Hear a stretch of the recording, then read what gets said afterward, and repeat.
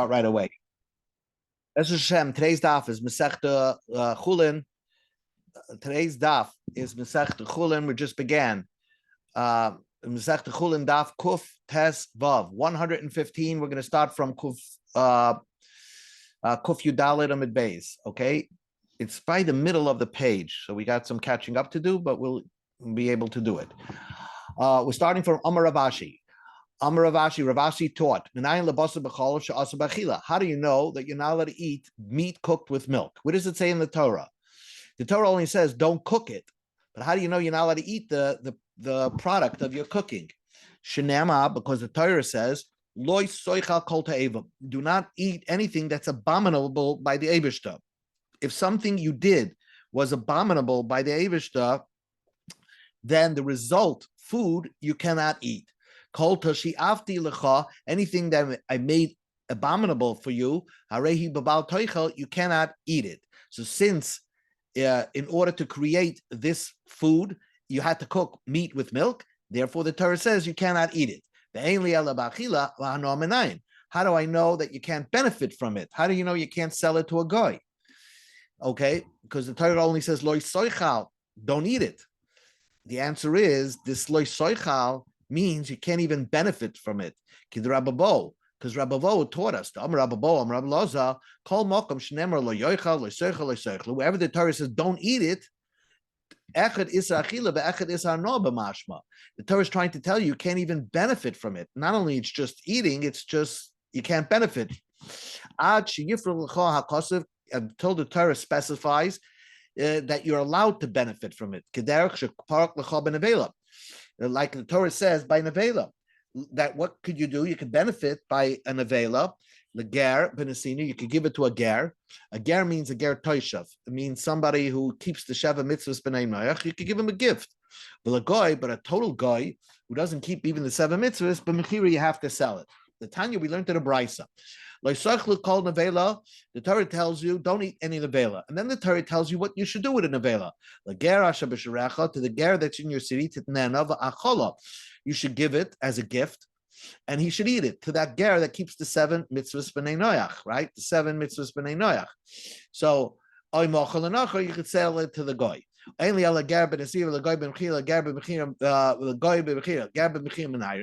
do you know you're allowed to even sell it to a ger toishav? Torah only says gift it to him, but not sell it to him. You read it like this: to the ger you could gift it, and you could stop the pasuk right there, or you could sell it to that ger. Now the Gemara asks back: the guy benasina menayim. How do you know you can gift it to a guy? Talmud loima titnanu oilam ochor lenachri. You start the pasuk from gifting it or sell it to a guy. Nimtza, the result of this reading of the pasuk, echad ger ve'echad goy, whether it's a ger, whether it's a guy, you could have two choices. Bein b'mechira, you could sell it to both, or bein b'nasina, or you could gift it to both. Divrei Rab Meir. Rabbi Yehuda says, Dovarim kiksavam. You have to read the pasuk literally. The ger b'nasina, only to a ger toishav you can give it. The guy b'mechira, and for a guy you could only sell it. Now the Gemara goes off on a tangent, but the bottom line is that since the Torah said by nevela, don't eat it, you could benefit from it. From here we derive wherever the Torah says don't eat it, it means you can't even benefit. It's only nevela is the exception. Now the Gemara says, "My time with Rabbi Yehuda." What is Rabbi Yehuda? What's the reason Rabbi Yehuda says that for a ger you could only gift it, and for a goy you could sell it? If you're going to read the pasuk like Rab Meir says, that you could do both to either one of them. The Torah shouldn't put the word oy there. The Torah should say for a ger you should gift it and eat it, and he should eat it, or sell it, or machar. Sometimes oy means oy. Oy lamali. Why did the Torah say the word oy? Shma mina the dvarim kiksav, and you have to read it exactly the way it is. Hudasa. The ger benasina, Torah only wants you to give it to a gift it for a ger, or a guy b'mechira, and for a guy you can sell it. So now the Gemara says Rameir Amalach. Rameir says, "Hi oi." What does he do with that oi? Hagdim nasina the ger the b'chira the guy. The Torah is telling you, wait a second. If you have a choice, gift it first to a ger toishav. because he's a nice guy. He keeps 7 mitzvahs b'nei noach. And then if you need the money, then sell it to a guy. That's what the Torah is telling you. There's priorities, what you should do with an avela. Rabbi Yehuda, he doesn't need the oy to teach you that. I don't need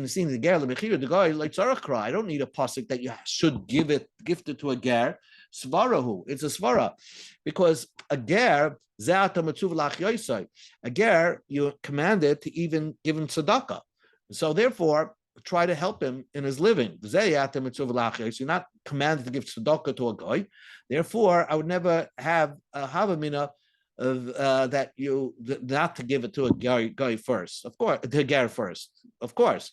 So Rabbi Yehuda says, "Oi, what's the oi teaching you? Oi teaches you that you have to read the pasuk literally. An avela is it either gifted to a ger or sold to a guy, but not mixed." Now the Gemara asks, "Okay, you're going to tell me every time the Torah tells you that if you do an avera, you can't eat the result, right? If you did an avera, you can't eat the result. You cook on basar b'cholav, you can't eat the milchiks, the resulting food, okay? And you can't have enough from it. Elamiata, if that's the case, we go to Amid Aleph, Maisa Shabbos litasru. Let the Maisa Shabbos, if you cook on Shabbos, should become asur b'hana.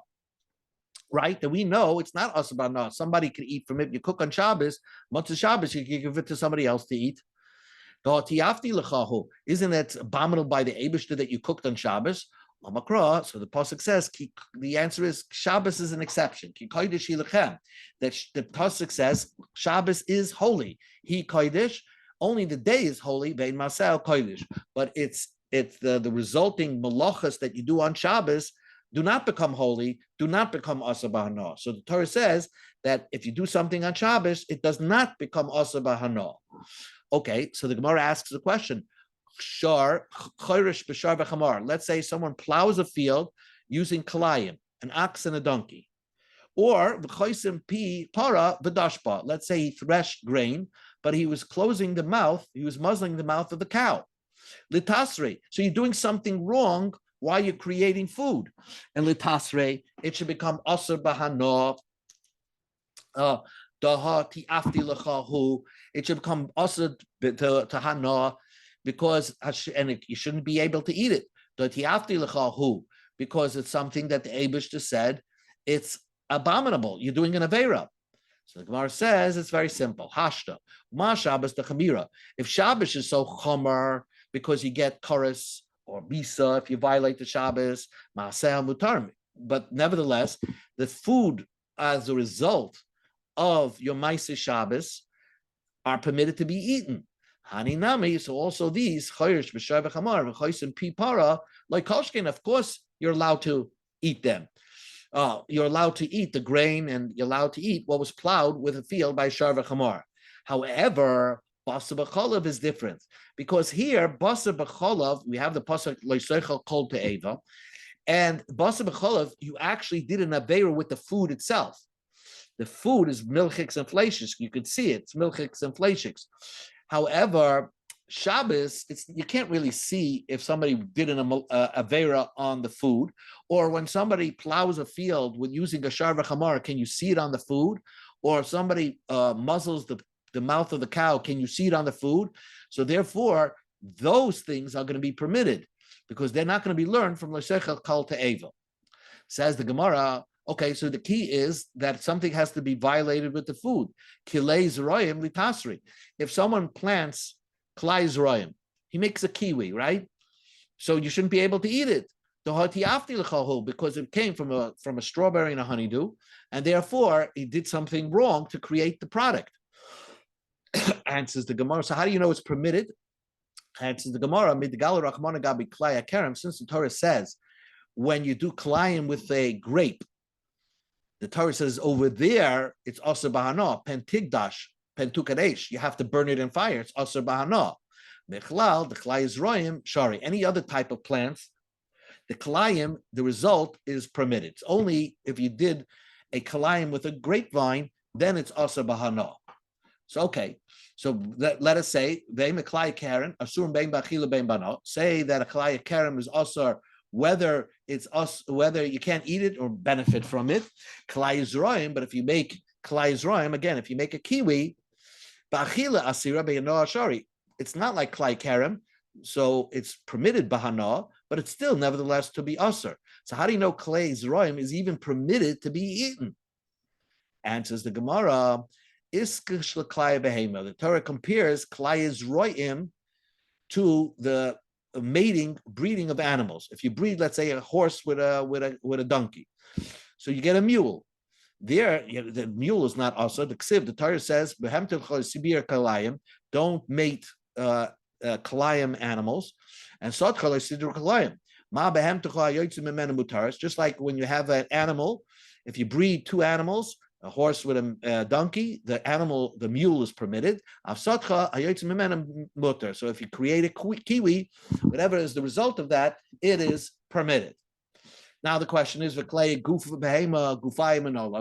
how do you know that that if you mate two animals, that the animal itself is permitted? How do you know the mule is permitted? Answers the Gemara, since the Torah says you can't bring it as a carbon, so it implies that only to using it as a carbon it's a problem. But for a regular person, it's not usher, and you could benefit from the klaye behema. And therefore, since that you juxtapose klaye zroyim to klaye behema, so you'll also say klaye zroyim is permitted to be eaten and permitted hana, that we know. Now the question is, if someone shechs a mother and he shechs the offspring, the son that day, right? So you shouldn't be able to eat that son because you shechted the mother, and the Torah says don't shech the mother and the son in the same day, and therefore if you shech the son, it should be aser bahana, right? Because every time you do something wrong, you shouldn't be allowed to benefit or eat it. Answers the Gemara, since the Torah said that this idea of not waiting is only a problem when it's a carbon. For example, the Torah says wait 8 days until the animal's 8 days old before you could bring it as a carbon. Can't bring an animal as a carbon as soon as it's born. So since the Torah says wait 8 days, and if you bring it before, that's not a good carbon.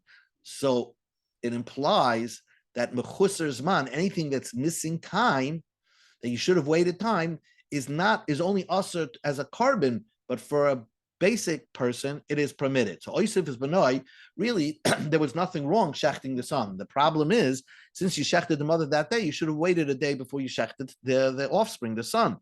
So if the Torah is telling you that only mechusar zman, not waiting the time, is only usher when it comes to a carbon.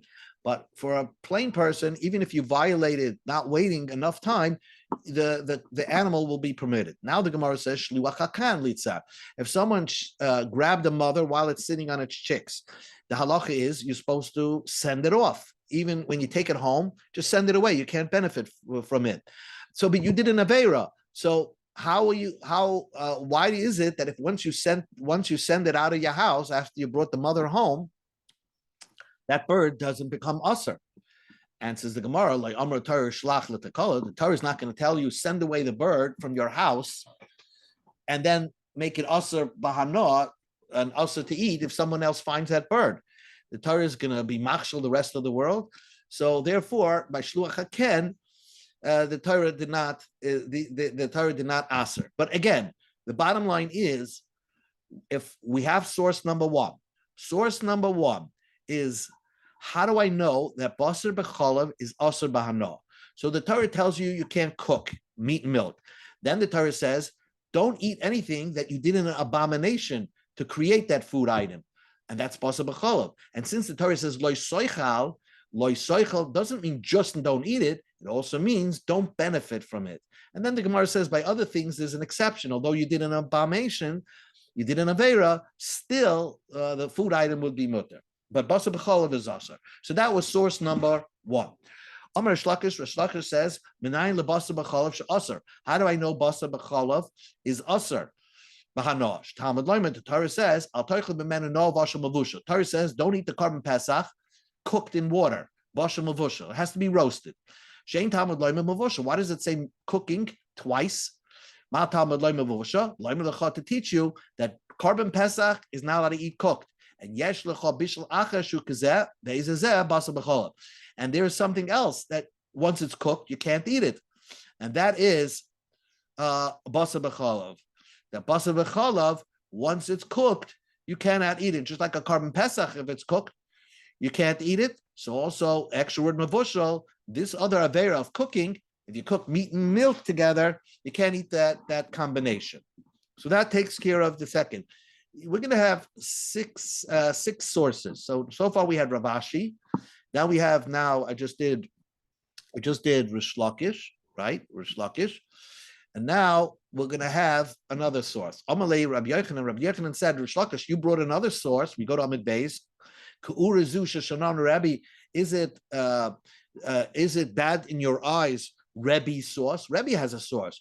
Torah says, don't eat blood, throw it onto the floor like water. And then the Torah says, like techlena, don't eat it.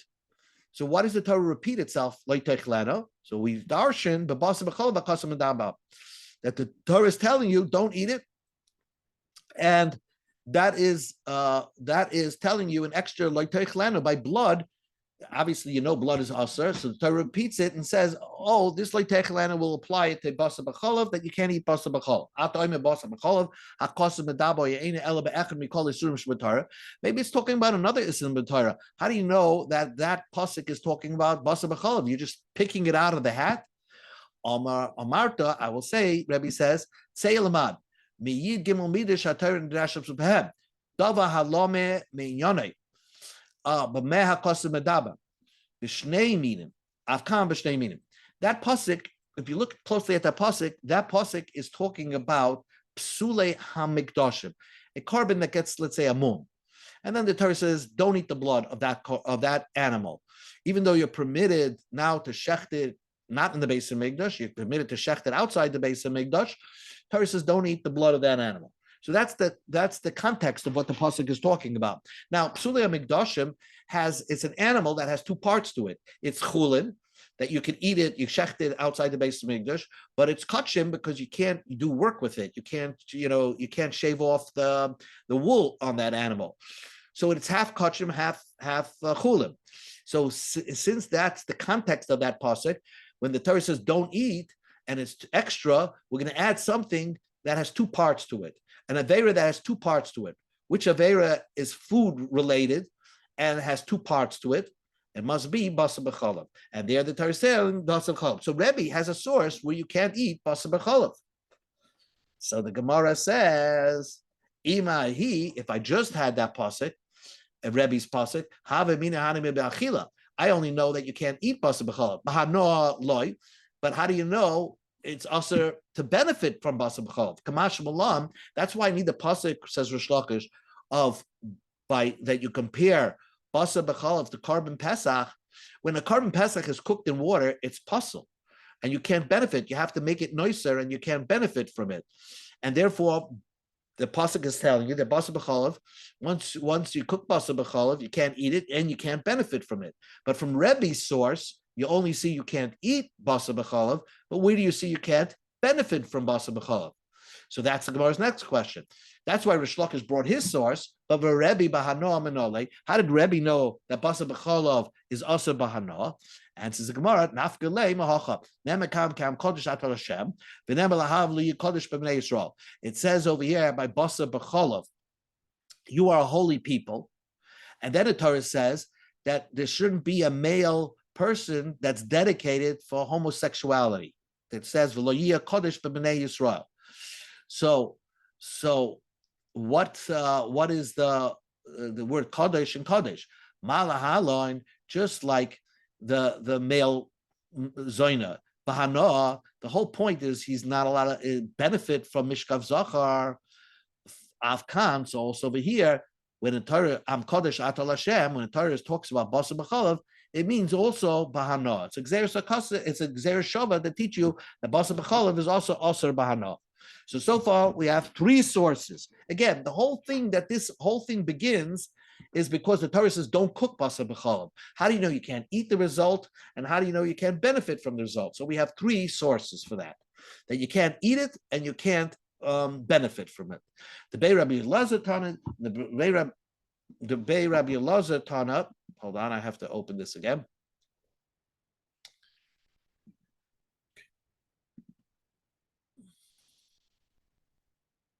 The Bei Rabbi Elazar Tana in the yeshiva of Rabbi Elazar, they taught like Seichel Kol Nevela. The Torah says don't eat any nevela.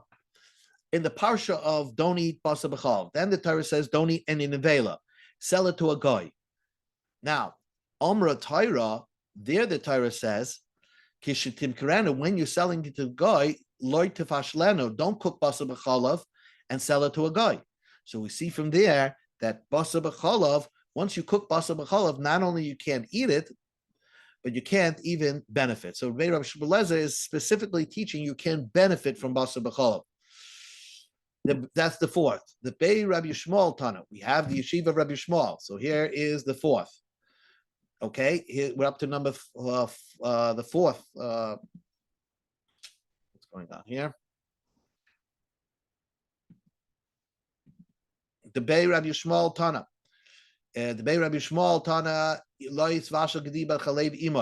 Torah says don't cook with the milk of its mother. Gimel Panim, 3 times the pasuk says that idea.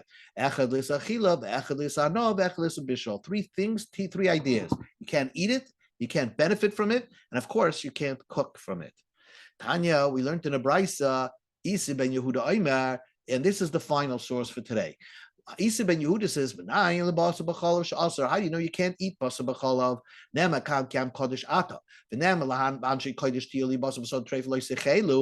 The Torah says you should be holy and don't eat a treifa animal. Also, just by treifa, you're not allowed to eat it.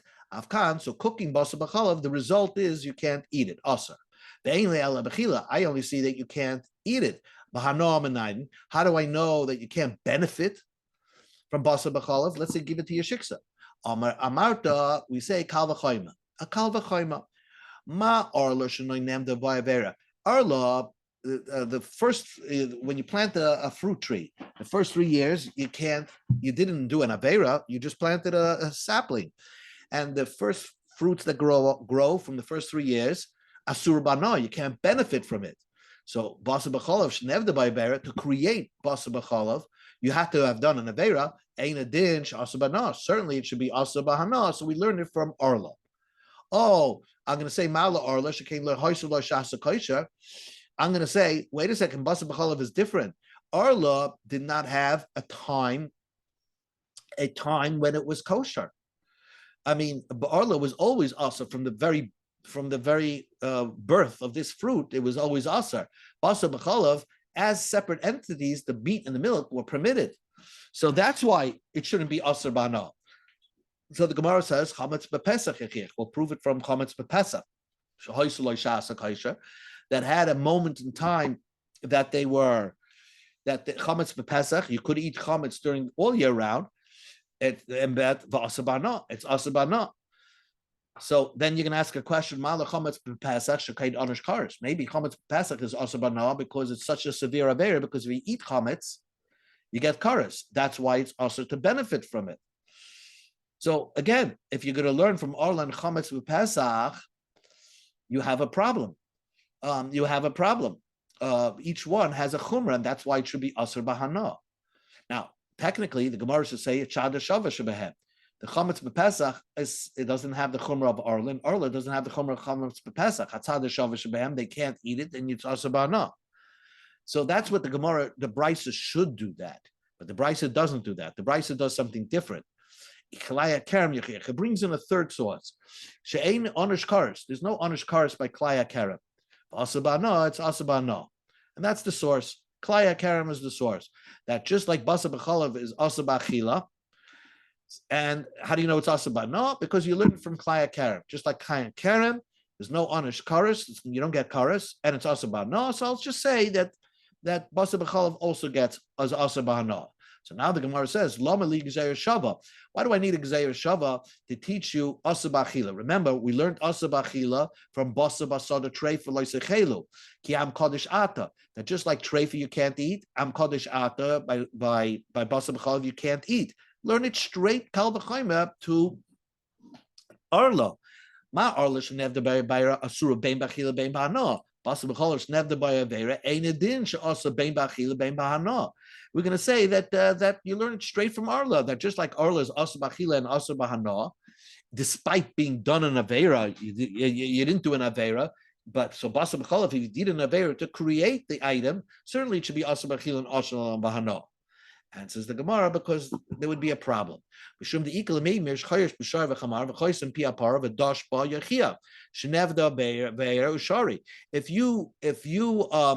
If you plow with an ox and a donkey, or muzzle the mouth of the cow, here the cows don't become asar, the animals don't become asar. You did an aveira, and you still could benefit and eat the animal, shecht it or whatever. So just because you do an aveira with something doesn't mean you can't eat it. So therefore, I have to have a gzeir shava first to teach you that you can't eat it. Once I know you can't eat basa b'chalav, then I have a kal v'chayma to orla that you can't benefit from basa b'chalav. Says the Gemara, okay, why do I have to say klaya kerem proves the whole thing? My question before, what do I have to bring in klaya kerem? Just learn that basa b'chalav is asa b'hana from orla and chametz b'pesach.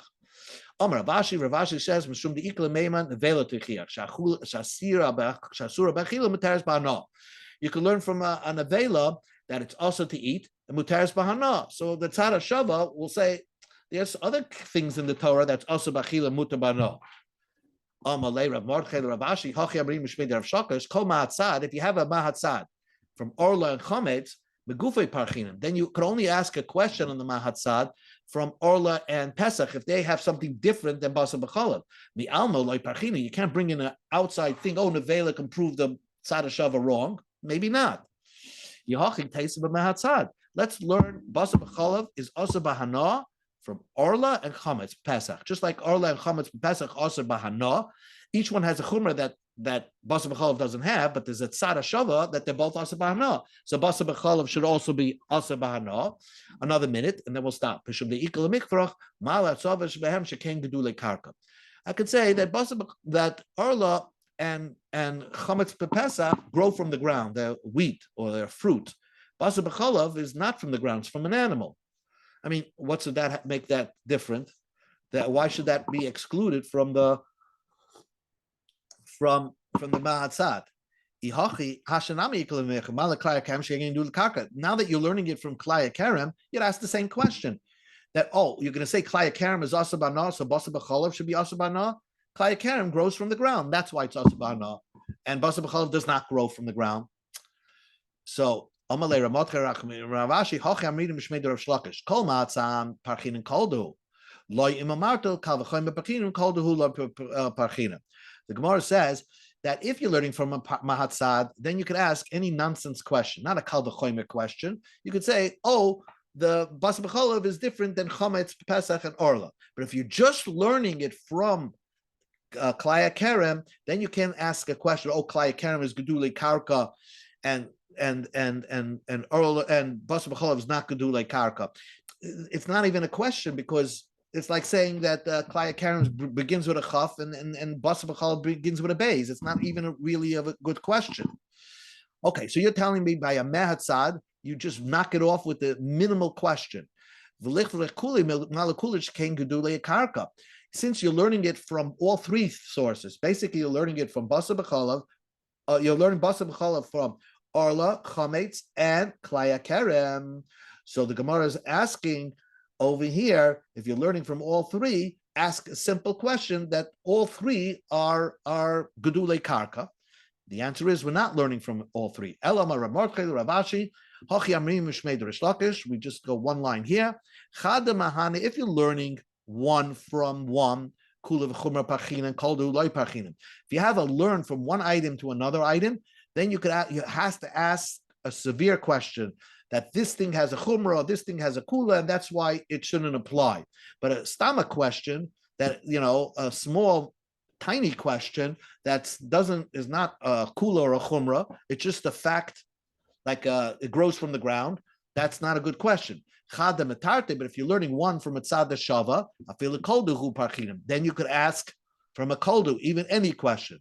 And here we end.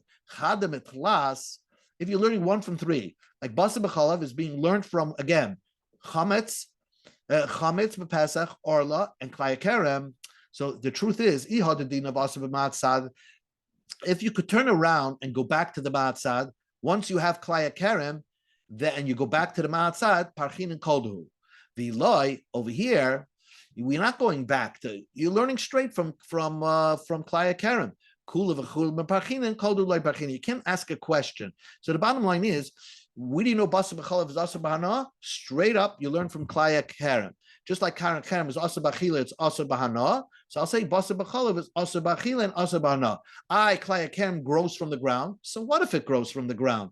That's not a kula or chumrah. So it's that's an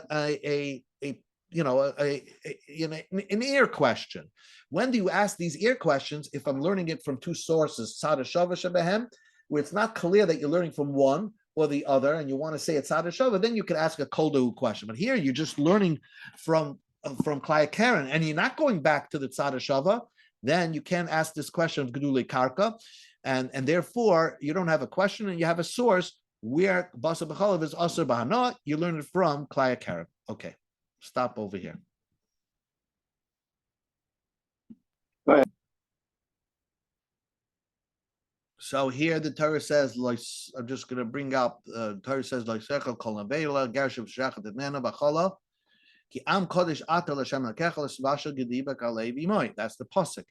And we have Gzeir Shava, kodesh to treifa, that just like treifa you can't eat, and she kodesh tianlin, you can't eat a treifa, you can't eat asa b'chalav. Now, Hanoah, we had this Isi ben Yehuda, who said that the source is from Arla, Chametz, and Klaya Kerem.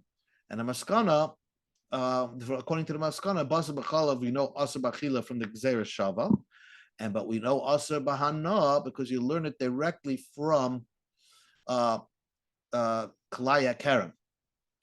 Klaya Kerem, you did an Avera. It never had a time of kosher, or it's asur b'hana. You learn it straight from klaya kerem. Okay, this pasuk, this is the main source that I wanted to bring out. So we had a couple of shitas. The Makar Isach Hana Babaz V'chala. Rav Ashi learns it from Loiseichel Kol Te'eva. Rebbe learned it from like Techlano B'Psulei Mikdashim, and Isa Hana he learned from Am Kodesh Ata, and for a male Zaina you learn Isa Hana there. Then we have a Shlakish. It says Mavushal to teach you by Carbon Pesach. Another Bishul is Asur V'hana, not just Carbon Pesach being cooked. Rabbi Lezer says like Seichel Kol Nevela. Then it says so here's another source somewhere that you have a source of Asur B'hana. And then the Torah says, according to the fifth, which is the most famous of all the Torah says like Savashagdi 3 times, 3 Savashagdi. So one's Issa Bishul, one's Issa Achila, one's Issa Hanoah. Then Issa ben Yehuda, who learns it from Klaya Keren, that does not have chorus, and nevertheless, it was mutter before you planted it, and nevertheless, it's asur b'hana. So you could basically learn asur b'hana from here. Okay, we're going to learn the other opinion tomorrow, B'ez Hashem.